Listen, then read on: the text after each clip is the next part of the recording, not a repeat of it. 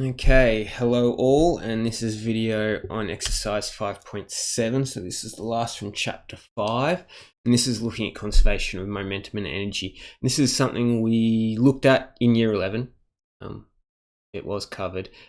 We're just reviewing it, so hopefully nothing in this is really new. Just some clarification and review, and maybe a little bit of extension to what we've done before. So first off, we need to look at what is momentum, what is energy, okay? So momentum is the product of mass and velocity of an object, okay? So P equals mv. Momentum, P is equal to mass times velocity. The law of conservation of momentum states that in any collision, doesn't matter if it's elastic or inelastic collision, in any type of collision, and here clarifying in an isolated system. So when we take out external things, if we think of just inside a box in an isolated system, the total momentum of the system will be conserved. Okay. Any type of collision in an isolated system, momentum is conserved. Okay, and so we get the momentum initial will always equal the momentum final, and big thing to note here is momentum is a vector. Okay, so it has a direction. Okay, so if you're traveling to the right, a car traveling to the right, let's draw a car. Okay. Yeah, we could say traveling to the right, that is positive, that has a direction to the right, okay, vector. So we need to include a magnitude and a direction, while if we had a cyclist, okay, or a motorbike rider going this way, okay, if we've said to the right is positive, then momentum indicating its direction. Okay. Now, energy comes in many forms. Okay, kinetic, gravitational, mechanical, light, chemical, sound. Okay. The law of conservation of energy states that energy cannot be created or destroyed. It can only change from one form to another. Okay, it can transform. And another important thing here is energy is a scalar. Okay, it's just an amount. It doesn't have a direction. Okay? So energy is a scalar, and energy is conserved. It can't be created or destroyed, but it can transform from one type to another. Okay, and this is where people run into issues when they do collision problems. They think, oh, the kinetic energy at the start must be the same as the kinetic energy at the end. No, that's not true. The total energy at the start must equal the total energy at the end. But when something collides, it makes sound. So some of the kinetic energy is transferred to sound. When the materials are bent, the mechanical work is being done, heat is produced, so there's heat energy. So some of that kinetic energy has been transferred into heat. That means there is less kinetic energy at the end compared to the start. Okay, but the total energy, when we take all types of energy, okay, the many forms of it, is still maintained. So it's much easier to work in collisions to work with momentum, because momentum is always maintained. Okay. So a couple things for gravitational potential energy, a couple of the types that we'll mainly deal with here in motion is gravitational potential, okay, e.g., okay, energy gravitational is the potential energy gained or lost, and delta H is the change in height of the object, okay? So I'm going to be nitpicky here for 30 seconds to a minute, but this is delta H, okay? It is not H, okay? Delta H is the change in height, okay? So if we move something up, because we generally take up as positive, if we move something up, the change in its height means it has gained that amount of potential energy.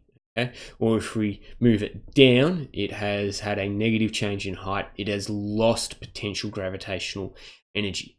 Okay?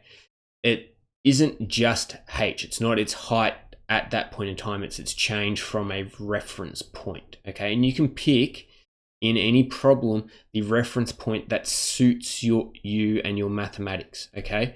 Now, if we are throwing something off a cliff, okay, we could take here as H equals 0, or we could take here as H equals 0. It doesn't matter which one you pick, Okay, both are correct because we're picking a reference point, and potential is a change or gain or loss from that reference position. So we could start there as our reference position, or we start there as our reference position. It doesn't matter, but either one works. Okay, same if we are throwing, okay, something, okay, from our hand. We're throwing something up and down. We could pick our hand as h equals 0, we could pick the top as h equals 0, or we could pick the ground level as h equals 0. None of those, all of those work, okay? It's just what picks and what makes more intuitive sense to you, okay? If you pick h equals 0 down here, well then this object that we're throwing already has a delta h of some value, so it already has potential energy. So you have to be really careful with that, but just be consistent with what you pick and what makes sense for the problem. Now, kinetic energy, we know this as well. Energy kinetic is the kinetic energy of an object in motion, okay, with a velocity v, okay, equals half mv squared. We know that one. Just can't forget that it's v squared. So if we double our mass, well, our kinetic energy doubles. If we double our velocity, our kinetic energy quadruples because of the square. Okay, so just remember, increasing velocity increases energy, kinetic energy, a lot more than increasing mass.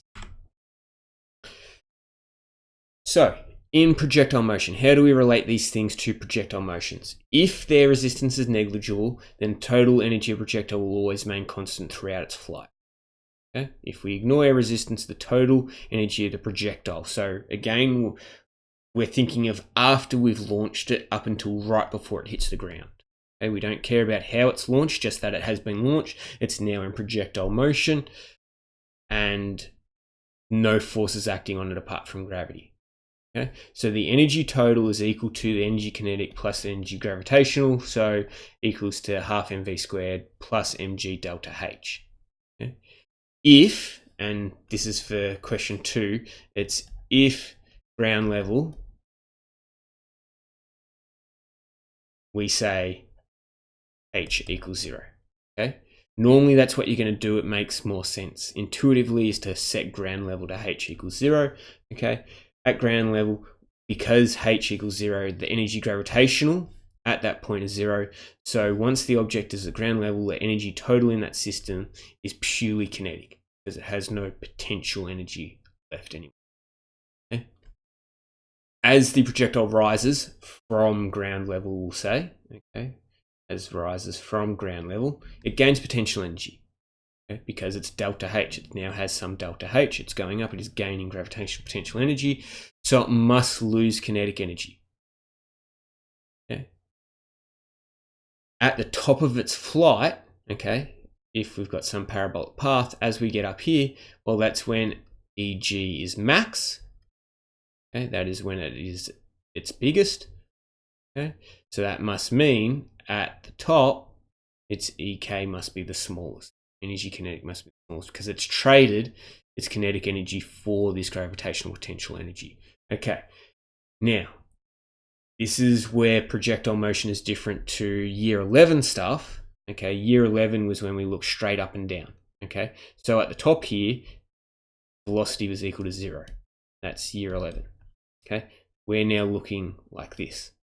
Okay, it still has a horizontal velocity here. Okay, it is whatever it is. Since it still has some horizontal velocity, it still has some kinetic energy at the top. Okay, in year 11, Ek was equal to 0.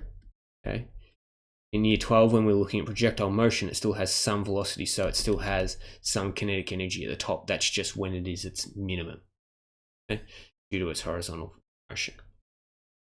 At any point on the way up or down, any part of its projectile motion, energy total is constant. So if you're able to calculate the energy total here, that is the same here, is the same here. The energy is maintained throughout because it's in a closed system and we're ignoring air resistance.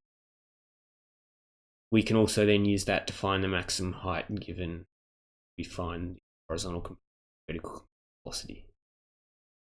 To solve a problem using ET at ground level, work out what the energy gravitational must be at the top when the vertical velocity is 0 and the vertical velocity horizontal is constant. You can then find the height of the object. Okay, so let's look at an example. A boy throws a ball of mass 0.2 kilograms with an initial speed of 12 meters per second from a height of 1.4 meters above the ground. It travels in a path as shown in the diagram, reaching a maximum vertical height of 3 meters above the starting point X.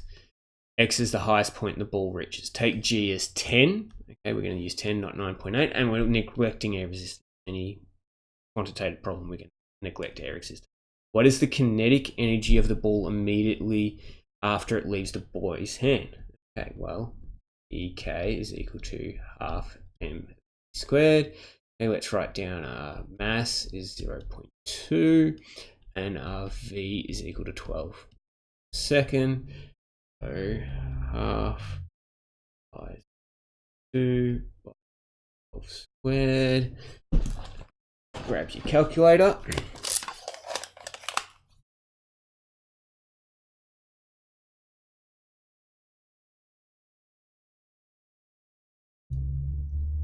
Okay, 14.4 equals 14.4. That's how much kinetic energy it has. Okay, 14.4 kinetic energy at the very start when it's thrown. Okay. Same picture and information again, just so we can work on the next slide. How much potential energy at point X exceeds the potential energy. Okay, yeah. How much does the potential energy at point X exceed the potential energy as the ball leaves the boy's hand? Okay, so this is point X up here. Exceed the potential energy of the ball as it leaves the boy's hand. So what is the difference in potential energy between that? Okay, so at the moment, that's our starting point and that's our ending point. Okay, so for this problem, our delta H is 3 meters. Okay, we're just looking at the change in height between 2 points. We don't care about the ground level at the moment. We're told that's our starting point, that's our ending point. So that's our delta H. Okay, our mass is 0.2 and G is going to be equal to 10. Okay, so energy gravitational is equal to mg. Same bad habit, not writing delta H. Okay, is equal to 0.2 by 10 by 3.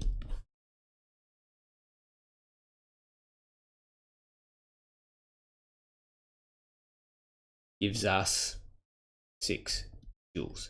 Okay. So what is the kinetic energy of the ball at point X? Okay.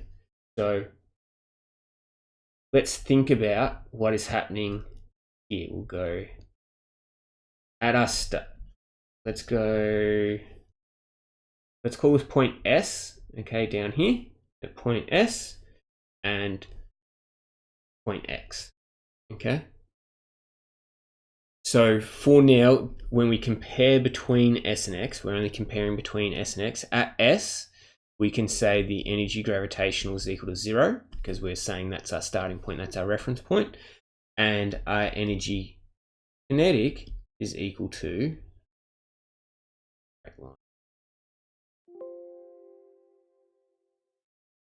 okay. Our energy kinetic from the last slide was 14.4. Okay. Here, okay, we just calculated the gravitational potential energy difference to go from S up to X. Okay. We have gained 6 joules. Okay. Now, our total over here is 14.4. In a closed system, our totals must be the same. Our total energy, this must be 14.4. So that means our kinetic must be what's left to make up. It's traded some of this kinetic to get this gravitational. So what's left over, that is going to be 8.4 joules. Okay. So our energy kinetic at X is equal to 8.4 joules. Because we started with 14.4. We've traded 6 of that into gravitational potential energy as we've gained height. And then, so our remainder is 8.4. What is the speed at point X? Okay, well, at point X, it's going straight across, so it's horizontal. Okay, so we can go energy kinetic is equal to half mv squared, okay, at point X. So our energy kinetic at that point we just found out to be 8.4 joules. Our mass is still 0.2, and our velocity is our question mark. We get 8.4 equals half by 0 squared. So squared is equal to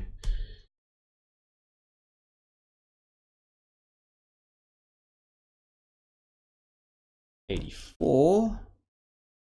So our velocity is equal to the square root of 84, which is 9.165, so 9.17. Okay, very significant is 2, 2, 2. So 2. So our problem, we're given minimum amount of 2 significant figures, so we're going to answer with 2 significant figures, meters per second squared. Okay, that is the velocity or speed. It's asking for speed, so I don't have to worry about giving a direction. Otherwise, if it asks velocity, I'd say to the right. I'm going to leave this as a bonus question. What is the speed of the ball when it hits the ground? Okay. 2 things to point out. We now have a delta H going from here to here, all the way down. That's our delta H. So all that gravitational potential energy going from there to there is converted to kinetic. So you need to calculate that addition kinetic energy. And 2, I'm asking for the speed. I'm not asking for the horizontal velocity. I'm not asking for the vertical velocity, but you need both of those to, you might not actually need those. Yeah, you don't actually need those to calculate the speed. Okay, now if I asked you to calculate the velocity, well then you'd need to figure out the horizontal, the vertical component, do a vector addition, find the direction of that and give that information, but I'm just after the speed. Okay. But you need to realize that it has a different delta H now. That is it, I'm pretty sure. Yeah, if you have any questions, just put them on Google Classroom. Thanks.